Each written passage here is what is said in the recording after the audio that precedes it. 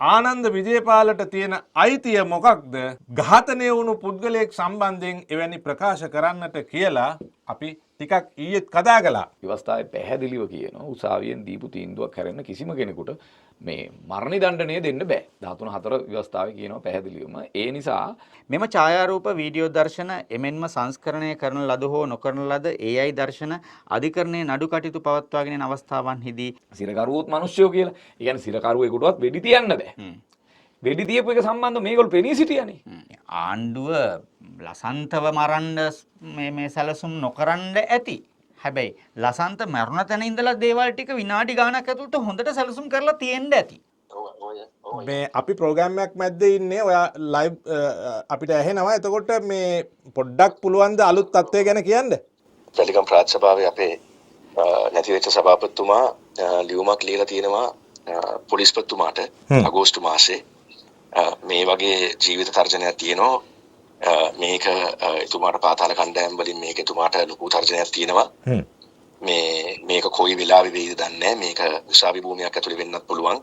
ඔය පොහොට්ටුවේ උන් ටිකනේ මෙහෙ ඇවිල්ලා ඉන්නේ. එතකොට ඒ කට්ටිය කොහමද? උන් කොහමද කැලේ මාරුනා කියලා කොට්ටිය පුල්ලේ මාරු. මතක වුණා. මතක බැරි වුණා. මතක බැරි වුණා. ඔය එකම සෙට් එකේ ඉන්නේ. ඒකත් කෙලසලා දැම්මා. දැන් ඒකත් නැහැ, මේකත් නැහැ. මොකුත් නැහැ.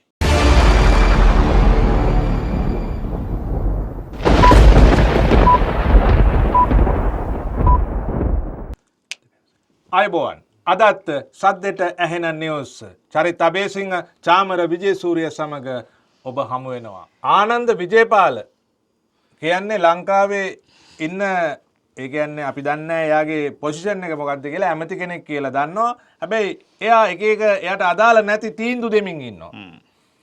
ආනන්ද විජේපාලට තියෙන අයිතිය මොකක්ද? ඝාතනය වුණු පුද්ගලයෙක් සම්බන්ධයෙන් එවැනි ප්‍රකාශ කරන්නට කියලා අපි ටිකක් ඊයේත් කතා කළා. හැබැයි මේක හිතවදින්නේ නැහැ එහෙම කතා කරලා. මොකද ඒ පුද්ගලයා නිසා නෙමෙයි. ඒ පුද්ගලයා කොයිද හිටියේ සහ ඒ පුද්ගලයා මහජන නියෝජිතයෙක් වීම සහ එවැනි කාරණා මත පදනම්ව මේ කියන කතාව ප්‍රජාතන්ත්‍ර විරෝධී. ඒකට ප්‍රජාතන්ත්‍ර විරෝධී කියලා කියන්නේ කෙනෙක් වැරදිකරුවෙක් හෝ නිවැරදිකරුවෙක් කරලා තීන්දුවක් දෙන්නේ උසාවිය. එතකොට ඊට කලින් කිසිම කෙනෙකුට උසාවියෙන් දීපු තීන්දුවක් හැරෙන්න ව්‍යවස්ථාවේ පැහැදිලිව කියනවා උසාවියෙන් දීපු තීන්දුවක් හැරෙන්න කිසිම කෙනෙකුට මේ මරණ දණ්ඩනය දෙන්න බෑ. 13.4 ව්‍යවස්ථාවේ කියනවා පැහැදිලිවම. ඒ නිසා කෙනෙක් මොන වරද කරත් ඒ කෙනා උසාවියකින් ඔප්පු වෙලා ඒ කෙනාට ඒ කරපු වරදට මරණීය දඬුවමක් දෙනවා හැරෙන්න වෙන කාටවත් කියන්න බෑ. මෙයා මැරුවාට හොඳයි මුව මරවන්න ඕනේ. ඒ අයගේ කැලෑ නීතිය අතර ගැනිල්ලක් නැහැ. දැන් මේ කියන කණ්ඩායම ඔබට මතක ඇති 2010-11 වර්ෂවල සිද්ධියක් වුණා. වට මතකද මේ ලංකාවේ මේ වැලිකඩ මේ බන්ධනාගාරේ රැඳවියන් සහ වැරදිකරුවන් බවට පත්වෙච්ච පිරිසක් බන්ධනාගාරයෙන් පලා යන්නට උත්සාහ කරද්දී හමුදාවෙන් වෙඩි තියෙනවා. මේක අදටත් මානව හිමිකම් කවුන්සිලයේ කතා වෙන ගෝඨාභය රාජපක්ෂ මහත්තයාට තියෙන මේ ප්‍රධාන චෝදනාවක්. හරිද? ඒතර මේ චෝදනාව සම්බන්ධව ජනතා විමුක්ති පෙරමුණේ ඒ වෙලාවේ හැසිරිච්ච ආකාරය ඒ රැඳවියන් සම්බන්ධව මට මතකයි මාදුකරේ මදුෂ්ගේ මලගෙදරත් ගියා මේ අනුර කුමාර දිසානාගේ ෆොටෝ එකක් තියෙනවා මට මතක විදිහට. මම දන්නේ මේ ෆොටෝ එක හරිද වැරදිද කියලා. මම දැක්කේ අන්තර්ජාලයේ තියෙන බවට කතාවක් තියෙනවා. මේක වැරදකුත් නෑ. මම කියන්නේ ඉතින් එහෙම යවන එකේ මම ඒකේ වරදක් දකින්නේ නෑ. මොකද මේ අපි කෙනෙක් මැරුණට පස්සේ ඒ කෙනා ජීවත් වුණ විදිය කොහොමද කෙසේ වෙතත් අපි හැමෝම මොන විදිහට ජීවත් වුණත් මැරුණාම මල කඳක් විතරයි. එතකොට මෙතන තියෙන ප්‍රශ්නේ දැන් අපි ලසන්ත කියන කාරණාව පැත්තකට දාමුකෝ. මේ ඉන්නේ ජනාධිපතිවරයාගේ විධායක බලතලයේ කොහේ හරි වෙලාවක ක්‍රියාත්මක වෙන ආයතනයක ජනතා ඡන්දයෙන් පත්වෙච්ච පුද්ගලෙක්. ඒ ප්‍රාදේශීය සභාවේද ආණ්ඩුකාරවරයා යටතේද පොලිස්පතිවරයාද මේ සියලු දෙනා ක්‍රියාත්මක කරන ජනතාව ලබා දුන්නු විධායක ජනාධිපතිවරයාගේ විධායක බලතල. ඒතර මේ විධායක බලතල ක්‍රියාත්මක වෙන වෙලාවක මහජන දිනේදී මෙයාගේ මේ කියන රජයේ ආයතන ඇතුළට ඇහිල්ලා වෙඩි තියලා යන්න පුළුවන් විදිහට නම් රටේ ජාතික ආරක්ෂාව එමත් නැත්නම් ආරක්ෂාව තියෙන්නේ විධායකයට වෙඩි තියලා තියෙන්නේ. ප්‍රජාතන්ත්‍රවාදයට සහ විධායකයට වෙඩි තියලා තියෙන්නේ. ප්‍රජාතන්ත්‍රවාදයට වෙඩි තියලා තියෙන්නේ. ප්‍රජාතන්ත්‍රවාදයට වෙඩි තියන්න ඕනි කියලා නෙමෙයිද මේගොල්ලෝ කැම්පේන් එක කරේ. මම කිව්වා එදාම මම ඕක ගැන කතා කරන පළවෙනි දවසේම කිව්වා මේ ඇත්තටම ලෝකේ කිසිම රටක තුවක්කු පිස්තෝල පාවිච්චි කරන්න නැහැ. පොලිසියවත් තියාගන්නේ නැහැ. පාරේ ඉන්න එංගලන්තේ ගියොත් පාරේ ඉන්න පොලිස් කාර්යාලවල ළඟ පිස්තෝල නැහැ. නිකම් බැටන් පොල්ලක් විතරයි තියෙන්නේ. සහ කමියුනිකේෂන් ඉක්විප්මන්ට් තියෙනවා. ඒ කියන්නේ හදිස්සියක් වුණොත් මෙතනට ටක් ගාලා මෙතන ඒ අවශ්‍ය ආම් ෆෝස් එක ගෙන්න ගන්න පුළුවන් මේ කමියුනිකේෂන් තියෙනවා. ෆෝන් එක පාවිච්චි කරන්නත් බෑ හරින. ප්‍රොෆෙෂනල් කොමියුනිකේෂන් කිට් එක විතරයි පාවිච්චි කරන්න පුළුවන්. තමන්ගේ පර්සනල් කෝල් අරගන්න බෑ. මොකද මේ වෙලාවේ ඇතුළත එයා රාජකාරී වෙලාවේ ඇතුළත මේ ફોකස් කිරීම සහ එයාගේ sannivedanayන් සිදුවිය යුත්තේ රාජකාරී ධාරාව ඇතුළත මිසක් ඒ අතරව රාජකාරී ඉන්නාසේ තමන්ගේ පර්සනල් කෝල් එකක් කරා වෙන මිනිහෙකුට ටිප් එකක් දුන්නොත් ඒක කොහොමද ට්‍රැක් කරන්නේ? බෑ. ඒකෙන්ද ලෝකේ මේකට පොලිසිය පිළිබඳව හදපු සිස්ටම් එකක් තියෙනවා. අපේ රටෙත් මේ සියලු දේවල් සම්බන්ධ ව්‍යවස්ථාවකින් සහතික කරපු දේවල් තියෙනවා. ඔබ පොලිසිය ප්‍රකාශයක් කියෙව්වා ටිකකට කලින් මම කැමතියි එතනට යොමු වෙන්න දැන්. ඒක ගන්න මොකද මේ පොලිසියම මේ පිළිබඳව ප්‍රකාශයක් කරලා තියෙනවා. අපි කියමුකෝ මේ ප්‍රකාශය. පොලිසිය දාලා තිනවා ඊයේ දවසේ තහවුරු නොකරන ලද විමර්ශන තත්ත්වයේ පවතින සහ අධිකරණ වල විභාග වන නඩු කටයුතු වලට අදාළ වන ඡායාරූප හා වීඩියෝ දර්ශන විද්‍යුත් මුද්‍රිත මාධ්‍යවල මෙන්ම සමාජ මාධ්‍ය ඔස්සේ පළ කිරීම සම්බන්ධවයි. මේක තමයි පොලිසියේ පොලිස් නිල Facebook පිටුවේ සඳහන් කරන්නේ. එතකොට මේකේ තියෙනවා මෙම ඡායාරූප වීඩියෝ දර්ශන එමෙන්ම සංස්කරණය කරන ලද හෝ නොකරන ලද AI දර්ශන අධිකරණයේ නඩු කටයුතු පවත්වාගෙන යන අවස්ථාවන්හිදී එකී විමර්ශනයන් වලදී වින්දිතයන්ට හා සාක්ෂිකරුවන්ට විවිධ බලපෑම් වලට මෙන්ම අගතිදායක තත්ත්වයන්ටද මුහුණ දීමට සිදුවන බව පෙනී යයි.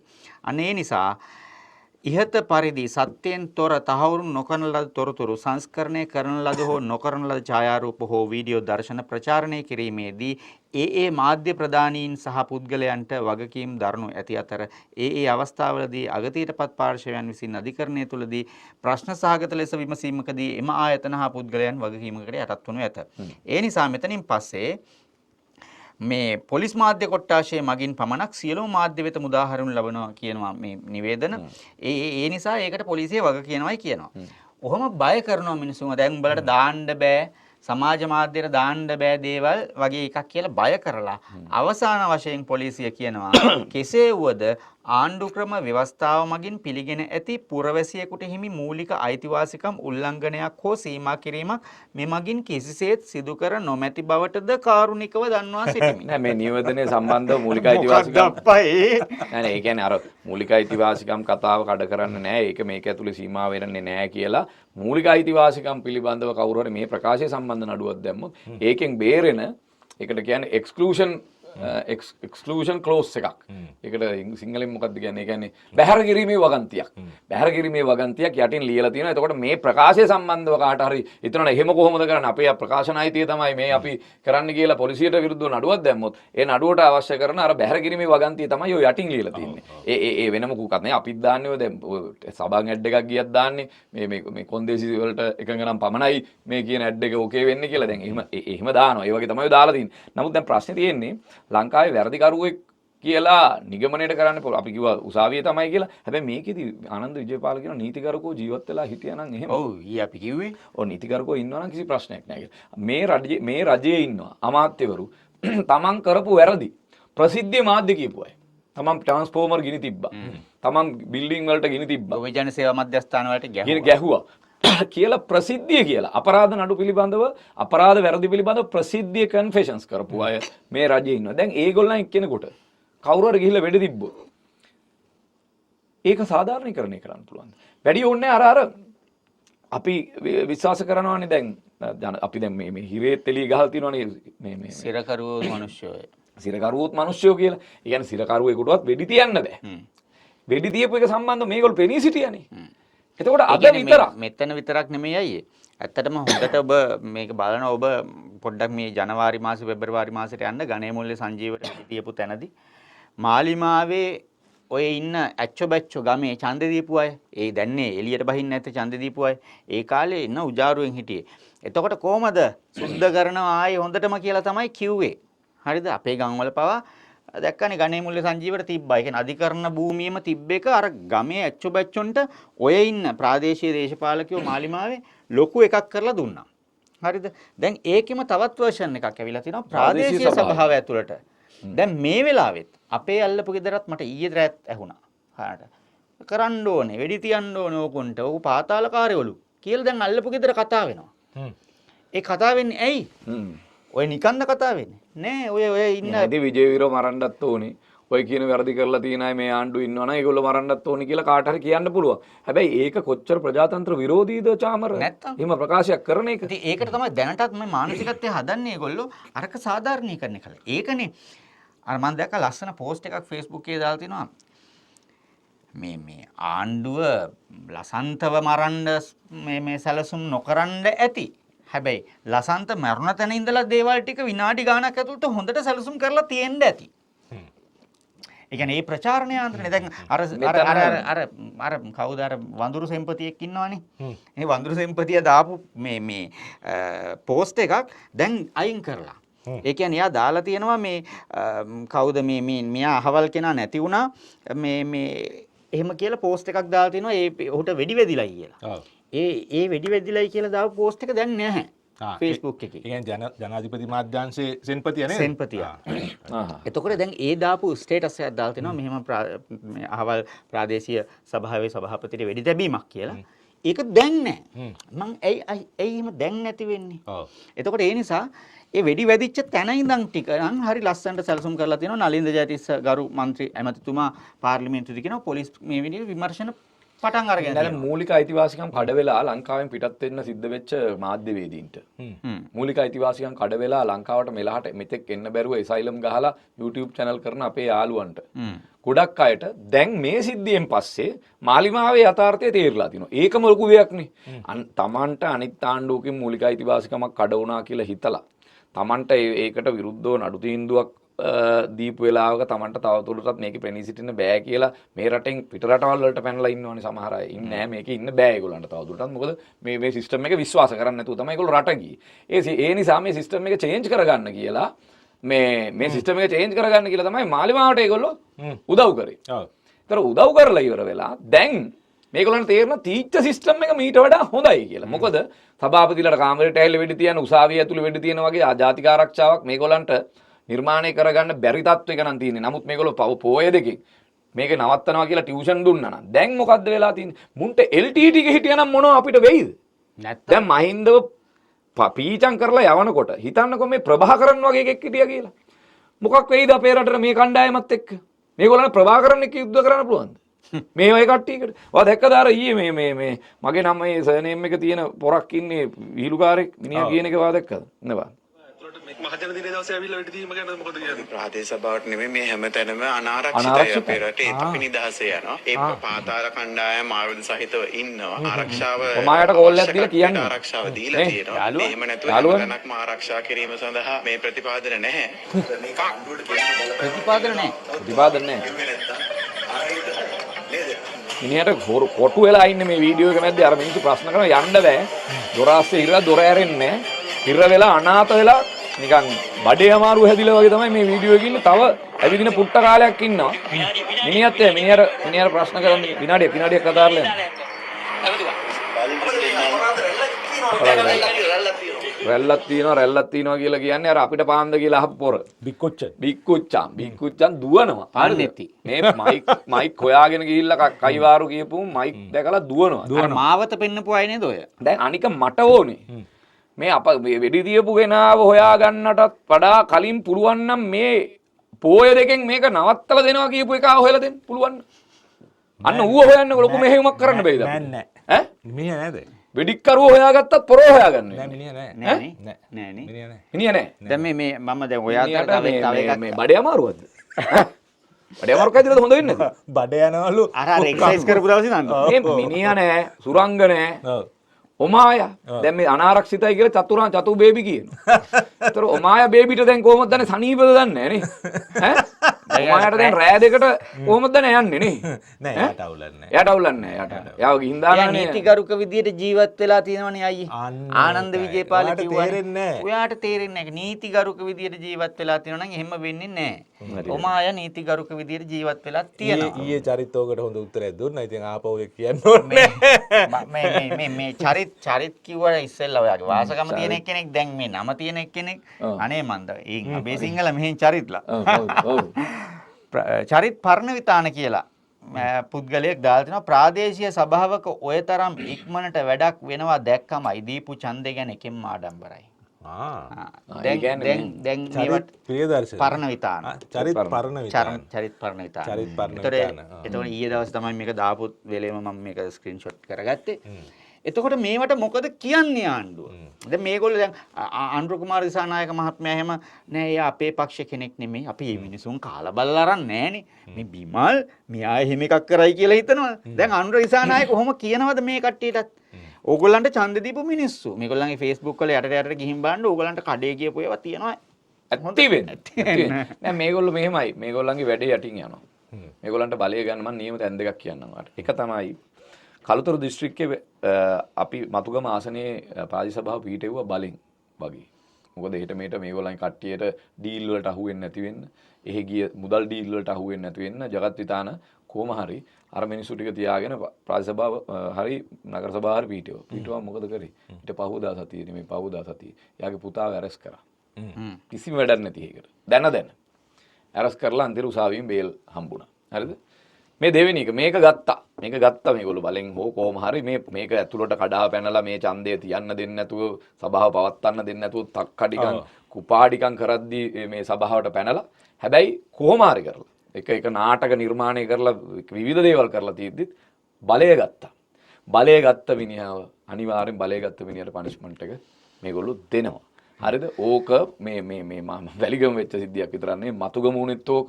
මේක ජගත් විසාන හොඳටම දන්නවා Tamanට මොකද්ද කරේ කියන එක. අද වෙනකොට ආණ්ඩුව මේවට වග කියන්න ඕනි කියන එක ඉස්සරහට ඇත්තට මෙහෙමයි. අර කියනවා වගේ මේගොල්ලන්ගේ අධිචෝදනා පත්‍රය මේගොල්ලෝ නළලි ලියා ගන්නවා මේව අතරවාරෙදි. මේ ඕකේ අතරයි දැන් මේ කවුද මියගිය සභාපතිවරයා මාලිමාවේ ඊට පස්සේ ඔය අර දෙන්නගේ අර මොකද්ද වැල්ලේ හුටපටේට පස්සේ තව එක්කෙනෙක් ගෙදරට අර නීතිඥවරයෙක්ගේ ගෙදරට වෙඩි තිබ්බනේ. ඒ වෙලාවේ මේ නැති වෙච්ච මේ සභාපතිවරයා යහු සභාපති නෙමෙයි. එතකොට කෝල් එකක් ගන්නවා. ඒ කෝල් එක ඇහුවද? නෑ. සමහරට වාදන්නෙත් නැතුව ඇති. පක්ෂයෙන් මේ මාධ්‍ය වෙත නිකුත් වුණා. සමහරට වාදන්නෙත් නැතුව ඇති. පක්ෂයෙන් මේකේ මේ වෙඩි තිබුණා කියලා වාට සැකයක් එන්නේ නැද්ද? නැත්තේ. එහෙම සැකයක් නැත්තේ. මට තියෙනවා. මයික නෑ මට ඒක කන්ෆර්ම් වුණා මම එන්නේ මොන මහත්තයා මොනවා කිව්වා. කෙසේ වෙතත් ඒ කියන්නේ අර පක්ෂයෙන් ඔයාට වෙඩි තිබ්බා කියලා සැකයක් නැද්ද කියලා අහන්නේ ඔය මියගිය සභාපතිවරයා. එතකොට මාලිමාවෙක් කියන තමයි කියන්නේ නෑ සැකයක් නැත්තේ නෑ සැකයක් තියෙනවා. එහෙමනම් මම එන්නේ මොන පොඩ්ඩකින් මල්ලි රෙහාන් මේ අපි ප්‍රෝග්‍රෑම් එකක් මැද්දේ ඉන්නේ. ඔයා ලයිව් අපිට ඇහෙනවා. එතකොට මේ පොඩ්ඩක් පුළුවන් ද අලුත් තත්ත්වය ගැන කියන්න? ඔව් මම දැන් මලගෙදර ඉන්නේ මේ සෝරි. ඔව්. ඉතින් කමන්නේ කතා කරන්න පුළුවන් මොකද පොඩ්ඩක් අපිට විනාඩියක් දෙන්න අපිට දිනම පොඩ්ඩක් හැට යන්න. හරි. අලුත්ම තත්ත්වය තියෙන්නේ දැන් වැලිගම් ප්‍රාදේශ සභාවේ අපේ නැති වෙච්ච සභාපතිතුමා ලියුමක් ලියලා තියෙනවා පොලිස්පතිතුමාට අගෝස්තු මාසේ මේ වගේ ජීවිත තර්ජනයක් තියෙනවා. මේක එතුමාට පාතාල කණ්ඩායම් වලින් මේක එතුමාට ලොකු තර්ජනයක් තියෙනවා. මේක කොයි වෙලාවෙ වෙයිද දන්නේ නැහැ. මේක උසාවි භූමියක් ඇතුලේ වෙන්නත් පුළුවන්. උසාවි භූමියක් එළිය වෙන්නත් පුළුවන්. එහෙම කරුණු දක්වලා මෙයා ලිපියක් ඉදිරිපත් කරලා තිනවා පොලිස්පතිතුමාට මේකට සුදුසු ආරක්ෂාවක් දෙන්නයි කියලා. එහෙම නැත්නම් එයා සේවය කරන ස්ථානෙට අගෝස්තු මාසේ ආයතනය අගෝස්තු මාසේ. ඉතින් මේකට අඩුම ගානේ පොලිස්පතිතුමා තියා පොලිස්පතිතුමාගේ පියන් කෙනෙක්වත් මේ ලියුම ලැබුණයි කියලාවත් ප්‍රාදේශ සභාවේ සභාපතිතුමාට යවලා නැහැ. ඉතින් මේකේ මං හිතන්නේ දැන් මේක සම්පූර්ණයෙන්ම වගකීම බාර ගන්න ඕනේ මෙතුමන්ලා. මොකද මෙතුමන්ලට කියලා තිබ්බ හැබැයි දැන් අර ආනන්ද විජේපාල නැමතුමා දැන් කතා කරපු විදිහට දැන් තේරෙනවනේ දැන් යයි කියන්නේ මේ දැන් යයි කියන්නේ මේ නඩු ගැන. දැන් යයිට ඇත්තටම මේ කිසිම සදාචාරාත්මක අයිතියක් නැහැ නඩු ගැන කතා කරන්න. මොකද නඩුවක් කියන්නේ චෝදනාවක් පමණයි. ඒ චෝදනාවෙන් චෝදිතය වෙන්නේ නඩුවෙන් පස්සේ. ඉතින් ඒක නම් ඒගොල්ලන්ට මිනිස් ජීවිතවලට තියෙන ඒගොල්ලන්ගේ මිම්ම ඒක නම් මේ මට පුදුම නෑ මේක මේ ඉස්සරහට කොහොම වෙයිද කියලා. දැන් මේ ලිපිය දැන් අපි තාමත්ම කෙටි කාලෙකින් දැන්ටවත් මං හිතන්නේ ප්‍රධාන පෙළේ මාධ්‍ය ආයතනයක් ලිපිය එතුමන්ලගේ මේ ප්‍රවෘත්තිවල දැම්මා. ඒගොල්ලෝගේ ප්‍රවෘත්තිවල ඊයේ හැබැයි මේ පවුලේ කණ්ඩායම විසින් මේක නිල වශයෙන් මං හිතන්නේ නිකුත් කරනවා මේ ලියුම. හරි. ඒතකොට පොලිස්පතිතුමාට වගකීමක් තියෙනවා මේ සේපල්ලయ్య කියන්නේ මේක කොහොමද උනේ? ඇයි මේකට ඇක්ෂන් එකක් ගත්තේ නැත්තේ? ඇක්ෂන් එකක් ගත්තා නම් මොකක්ද ඇක්ෂන් එක කියන එක මෙයා පැහැදිලිව කියන්න ඕනේ. හරියට හරි. ඔව්. ඒක හොඳයි. එමනම් රෙහාන් බොහොම ස්තුතියි. ඔයා මේ කලබල වෙලාවේ සහ බොහොම මේ භාවාතිශය වෙලාවක් මේක. ඉතින් කොහොම හරි ඒ විස්තරයට බොහොම ස්තුතියි. ඔය ලියුම සම්බන්ධ කාරණය ගැන අපිට ඒ වගේම මේ සිද්ධිය ගැන කතා කරන්න පොඩ්ඩක් අපිට අවස්ථාවක් දෙන්න මේ ඔයාට හැකි වුණු පළවෙනි අවස්ථාවේදීම රයිට් ඇවිල්ලා බොහොම ස්තුතියි. හරි මලි thank you රෙහාන් ජයවික්‍රම හිටපු නගරාධිපති නගර සභාපති වැලිගම රෙහන් මල්ලි තමයි කතා කරේ. ඒතකොට රෙහාන් කියන්නේ ලියුමක් චරිත දැන් ඔය ඔහොම ලියුමක් මමත් ඇවලා තියෙනවා. ඔව් ඔහොම ලියුමක් ඉරාජුත් ඇවලා තියෙනවා. ඔහොම ලියුමක් මිලින්දත් ඇවලා තියෙනවා. ඔහොම ලියුමක් ප්‍රසාදුත් ඇවලා තියෙනවා. ඔහොම ලියුම් යවුවට වැඩක් නැහැ. කවුරුත් 7-5කට ඕක ගණන් ගන්නෑ. මම බැරිම තැන මෙන්න මෙහෙම එකක් කරා. දැන් තියෙනවානේ රජයේ තියෙනවා ආරක්ෂා සපයන ආයතන රක්නා ලංකාව ඇතුළු ආයතන විශාල ප්‍රමාණයක් තියෙනවා. ඉස්සර නම් අපිට පුළුවන් අපිට සල්ලි ගෙවලා. සල්ලි ගෙවලා දැන් විශේෂයෙන්ම අපි ආණ්ඩුව විවේචනය කරමින් පාරේ ඇවිදිනවා. සමහරක් මානසික රෝගීන් ඉන්න පුළුවන්. දැක්කහම අපිට මොන හරි දෙයක් කරන්න හිතෙනවා. විශේෂයෙන්ම එහෙම ඉතිහාසයක් තියෙන පක්ෂයක් බලයට ඇවිල්ලා තිනවා. විජේ කුමාරතුංග අපි ඊයේත් කිව්ව නම් ලිස්ට් එක කලාකරු විශාල ප්‍රමාණයක් ඝාතනය කරපු මාධ්‍යවේදීන් ඝාතනය කරපු පක්ෂයක් අර බලයට ඇවිල්ලා Facebook එකේ චරිත මොකಾದ කියලා එකේ ඌ වගේ පිස්සෝ ඉන්නවනේ මානසික ලෙඩු ඉන්නවනේ. කියන්නේ මේ මනුස්සයව මරපු එක ඌට සතුටට කාරණයක් කියලා. ඒක ඇත්තටම දැන් ඕක අයියේ සමාවෙන්න. ඕක අපිත් එක්ක ඉන්න අයත් කියනවා හරිද ඔය JVP එකේ නම් කියන්නේ නැහැ මෙතන මොකද අපේ අපිත් එක්ක එකට වැඩ කරන අය ගැව්වෙන් ගැව්වේ නැහැ මේවා එකතරයක් කිව්වා ගණේමුල්ල සංජීව මරුවට පස්සේ හරි ප්‍රශ්නයක් නැහැ මම කියන්නේ මට තියෙන එකම ප්‍රශ්නේ දැන් එහෙම ඉල්ලලා ඔය මේවකින් මග ඉල්ලත හැකි ඔය මේ රක්මා ලංකා හරි මොකක් හරි ආයතනයක එතකොට ඔයාට ආයුධ නැහැ ඒගොල්ලෝ දෙන්නෙක් ඔයා හයර් කරනවා හමුදාවේ හරි පොලිසිය හරි ඒගොල්ලන්ට මා දවසට ගාණක් ගෙවලා ඒගොල්ලෝ එනවා සර්විස් එක දිනනවා යනවා ඒතර ඔයාට ආයුධ දීමක්වත් මුකුත් වෙන්නේ නැහැ ආරක්ෂාව සැපයීම සඳහා පෞද්ගලික වියදමෙන් කරා එහෙම දෙන්නෙත් නැහැ එහෙම දෙන්නෙත් නැහැ එහෙම දෙන්නෙත් නැහැ ඒතකොට දැන් කොහොමද අපි අපේ ජීවිතය ආරක්ෂා කරගන්නේ එහෙම දෙන්නේ නැහැ කියලා මොකක් හරි එහෙම එකක් තියෙනවද ආණ්ඩුවේ අනිවාර්යයෙන් ආණ්ඩුව එහෙම දෙන්නේ නැහැ ආණ්ඩුව තීන්දුවක් අරන් තිනවා එහෙම පෞද්ගලික ආරක්ෂාවට මේ ගිනියවිත් එක කාවත් දෙන්නේ නැහැ කියලා අර පොලිස්පති කියලා තියෙන්නේ එයාගෙන් අවසර ගන්න ඕනේ කියලා පොලිස් ඒ කියන්නේ පොලිස්පති නෙමෙයි ඒක මාතර දිසාව බහරක් කියන තංගල්ල එතකොට එයා තමයි කියලා තියෙන්නේ පොලිස්පතිගේ ලිඛිත අවසරයක් ඕනේ කියලා. ඒ කියන්නේ පොලිස්පතිගෙන් ලියුමක් නැත්තම් දෙන්නේ නැහැ. එතකොට ඔහොම තමයි ඒගොල්ලෝ. මේක දැන් පොලිස් රාජ්‍යයක්ද? අපි ඉන්නේ පොලිස් රාජ්‍යයකද? ඒ කියන්නේ අපි දාන ෆොටෝ එක හරි ෆොටෝ එක කවුරු හරි දාපු එක වැරදි නම් ඕගොල්ලෝ ඒකට විරුද්ධව ඇක්ෂන් එක ගන්න. ඕගොල්ලන්ගෙන් අහලා ෆොටෝ දාන්න අපිට පිස්සු නෑ. ඇයි එහෙනම් විමල් වීරවංශගේ කට උත්තරේ Facebook දැම්ම? ඒක දැම්මේ. ඒක අගතියක් නෙමෙයිද? අගති කියන්නේ මුළු රටම අගතියට යනකොට පොලිසිය විතරක් ඉතුරු වෙයි අය දෙයියනේ. අනිත් එක තව එකක් තියෙනවා. මේ රූකඩයක් මේ මං හිතන විදිහට මේ පොලිස්පති විදිහට ඉන්නේ ඇත්තටම කියනවා නම් මට හිතෙන්නේ. ආනන්ද විජේපාල කියන කතාවේ තව එක පැත්තක් තියෙනවා. නීතිගරුක විදිහට හිටියනම් ওই විදිහට සිද්ධ වෙන්නේ නැහැ. එතන නීතිගරුක නොවුන නිසානේ එහෙම සිද්ධ වෙන්නේ. එතකොට සෙව්වන්දි නීතිගරුකද? සෙව්වන්දිට ඒ මං කියන්නේ සෙව්වන්දිට එනම අඩත් එට්ටම් කරන්න කියන එක නෙමෙයි. කොහොමත් බෑ එහෙම. හරිද? සෙව්වන්දිලට එච්චර වියදම් කරලා කවුද කෙහෙල්බද්දර පද්මලට එච්චර මුදලක් වියදම් කළා. දැන් සෙව්වන්දිගේ අර හේ තිබ්බ මොකද්ද දඩු මුදලකුද්ද මොකක්ද එකකුත් ගෙව්වලුනේ. එහෙම ගෙවලුනේ ගෙනාවේ. ඉතින් එහෙම ඉන්න දෙන්නකෝ. මොකද නීතිගරුක නොවනවා නම් ওই වගේ දේවල් වෙනවා නම් ඉතින් ඒක ඔච්චර වියදම් කරලා ඇයි අපරාධකාරයෝ ලංකාවට ගියන්නේ? කෙනල්ල ඔය පාරේ මැරෙන්න දෙන්නේ. ඒකයි ගොඩක් දැන් මම ඇත්ත කියන්නද අපේ අපරාධකරුවෝ වුණත් පිට රටකින් ඉල්ලුවට දැන් ඔය මෙහි යවට ඉන්න රටවල් දුන්නට ගොඩක් රටවල් වලින් දෙන්නේ නැති හේතුව මොකද්ද? මෙහි ජස්ටිස් සිස්ටම් එකවත් මෙහි මේ නීතිය පස්සේ විදිහවත් ඒගොල්ලෝ විශ්වාස කරන්නේ නැහැ. ඒගොල්ලෝ ඇති වෙන්න දැකලා තිනවා ලංකාවේ ගුටි කාලා බේරිලා ගිය මේ මිනිස්සු ඒ රටේ ඒ කියන්නේ මේ බලෙන් ගහලා දැන් හොඳම උදාහරණය අර මේ කාලෙකට කලින් මේ පොඩි දැරවියක්ව අපයෝජනයට ලක් කරා කියලා වයසක මිනිස්සෙක් මේ ඒ ගමේ හිටපු කුඩුකාරයෙක් වල්ලලා උසාවියට ගේනවා. උසාවියට ගෙනහම විනිශ්චයකාරතුමාට හිතෙනවා දැක්කම මෙයා ඉන්න විදිය දැක්කම මෙයා හොඳින් ඉන්නව නෙමෙයි කියලා. ඔයා හොඳින්ද ඉන්නේ කියලා. දැන් මෙයා වැරද්දක් පිළි අරගෙන. නෑ එළිය වෙනකම් මට පොලිසියද ගැහුවා කියලා. කිව්වහම තමයි කියන්නේ එහෙමනම් මොකටද මේ බබා වැරදිකාරයෙක් කියලා මෙතනදී ඔප්පු කරේ. ඉතින් මට මෙච්චර ගහනකොට ස්වාමීනි මම මොකද්ද කරන්නේ කියලා. එතකොට කියනවා මෙන්න මෙයා ඒ කියන ප්‍රකාශ DNA එකක් ගන්න. DNA එකේ ගත්තාම ඒක වෙනස් වෙනවා. ඒක වෙනස් වෙනවා. එතකොට ඕ වගේ දේවල් අත්විඳලා තියෙන රටක කිසිම දවසක මේ පොලිසිය කියන හැමෝම කියන හැමදේම විශ්වාස කරන්න අධිකරණය බැඳිලත් නැහැ. අධිකරණයම බැඳෙන්නෙත් නැහැ. අධිකරණයට කෙනෙක්ව ඉදිරිපත් කරාම ඒ ජජ්ට පේනවා මෙයා මොන විදියටද මෙතනට ඇවිල්ලා තියෙන්නේ කියලා. ඒ වගේ සිද්ධි ගොඩාක් තියෙනවා. ඕන තරම් තව ඔය දැන් මේ වෙලාවේ පොලිසියේ ඉන්න මහත්තුරුන්ට විරුද්ධව ඔය වගේ දාපු චෝදනා ඕන තරම් තියෙනවා.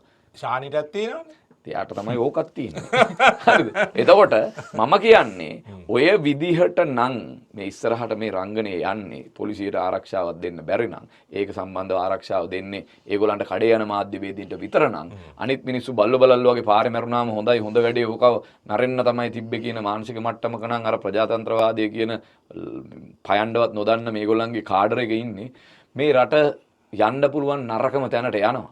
ඒක නිසා මේ පිළිබඳව අපි කතා නොකර හිටියා කියලා මගේ ළඟට මේක එන්නේ නැතුව ඉන්නෙත් නැහැ ඔයා ළඟට එන්නේ නැතුව ඉන්නෙත් නැහැ අඩුම තරමේ අපි කතා කර ඉන්නකොට we are not dying wondering what is happening නේද අපි අනිවාර්යෙන් අපි දැනගෙන තමයි මේකට මුහුණ දෙන්නේ අපි නොදැන ඉන්න තරම් ගොන්නු නෙමෙයි හැබැයි ගොන්නු ටිකක් බලයට ගෙන ආපු මිනිස්සු ටික බලා ගන්න ඕනි ආයි Tamanට ලැබෙන පළවෙනි අවස්ථාවෙම මේ ගොන්නු ටික ඉලවන්න මේ ඔය අතරේ ශ්‍රී ලංකන් ගුවන් සමාගම කෝටි රුපියල් 759ක් පාඩු ලැබලා තියෙනවා.